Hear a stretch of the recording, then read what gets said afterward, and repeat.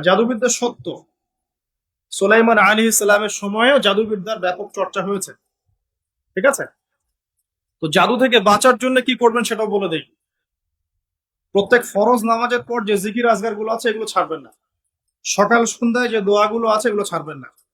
এই দোয়াগুলো শেখার সবচেয়ে বেস্ট একটা বই হচ্ছে হিসনুল মুসলিম।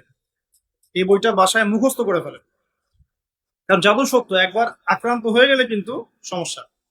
জাদু সত্য, চোখের বদ নজরও সত্য। চোখের বদ নজর সত্য। জাদুর মধ্য দিয়ে স্বামী স্ত্রীর সম্পর্কের বিচ্ছেদ ঘটানো সম্ভব, কারো ক্ষতি করা সম্ভব। হিংসা সত্য, হিংসার ফল সত্য।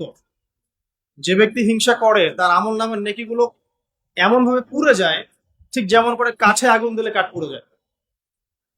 সবচেয়ে বেস্ট অপশন, যদি কিছু করেন না পারেন, সকাল সন্ধ্যায় 3 বার করে সূরা ইখলাস, 3 বার সূরা ফালাক, 3 বার সূরা নাস পড়বেন, ইনশাআল্লাহ যথেষ্ট।